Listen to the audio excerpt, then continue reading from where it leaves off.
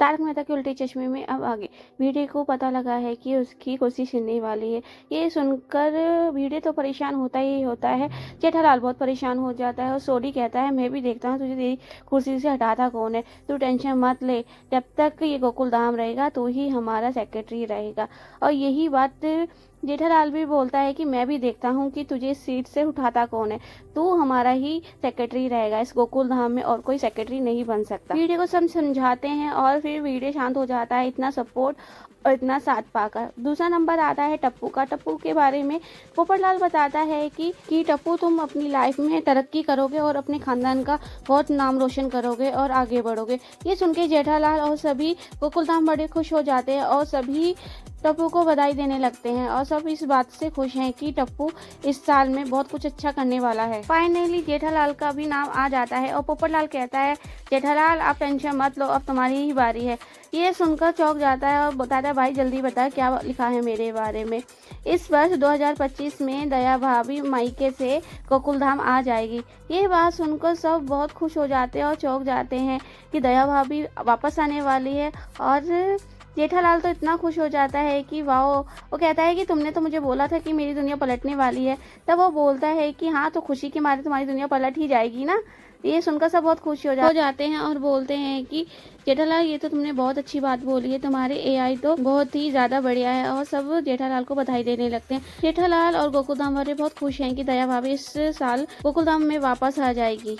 पोपटलाल बोलता है कि मैंने गोकुलधाम के बारे में भी निकाला है, गोकुलधाम में क्या नया होने वाला है 2025 में। गोकुलधाम में दिखाता है कि इस साल नए मेहमान आएंगे, इट मीन्स गोकुलधाम का परिवार बढ़ने वाला है। सब ये सुन के बहुत खुश हो जाते हैं और कहते हैं हम नए मेहमानों का बहुत आदर सम्मान से स्वागत करते हैं अपनी गोकुलधाम फैमिली में। हमारी फैमिली बड़ी हो जाएगी और हम उनका बहुत अच्छे से ख्याल रखेंगे।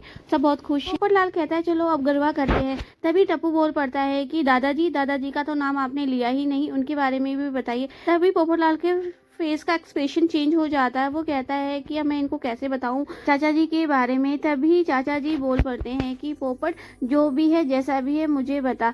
तभी पोपटलाल बात घुमाने की कोशिश करता है कि चाचा जी सब कुछ ठीक है, आप अच्छे से रहोगे, आप सुबह मंदिर जाते हो, अपने यंग ग्रुप से मिलते हो, आपकी लाइफ तो वैसे ही बहुत अच्छी चल रही है। तब भी चाचा जी कहते हैं मुझे जानना है कि तू बता कि साफ साफ लिखा क्या है।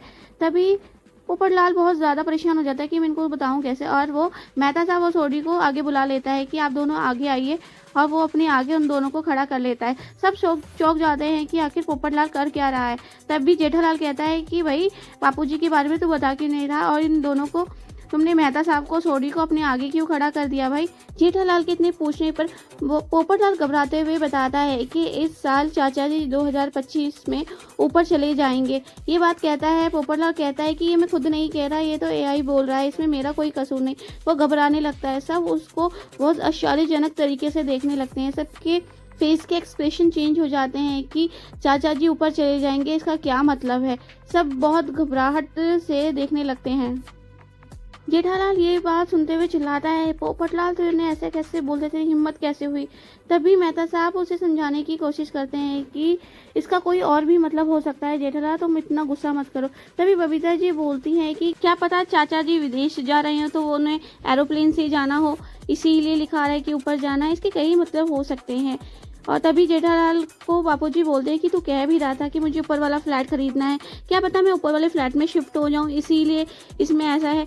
हर चीज़ के बहुत मतलब होते हैं। तभी टप्पू बहुत इमोशनल हो जाता है और वो दादाजी को आके हक कर लेता है और जेठालाल भी बहुत इमोशनल हो जाता है।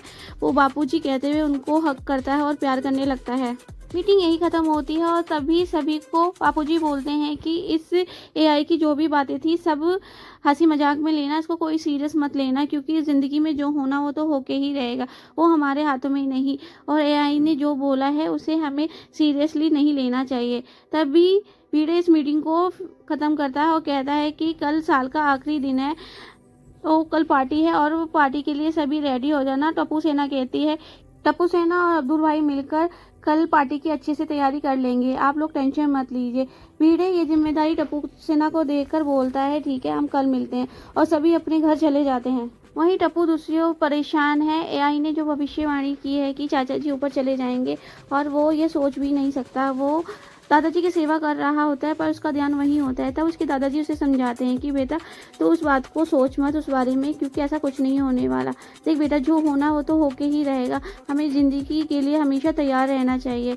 ये बात सुनकर उसको तसल्ली मिलती है। वो कहता है कि दादाजी आप हमेशा मेरे साथ रहना। अगले दिन टप्पू सेना लग जाती है डेकोरेशन में।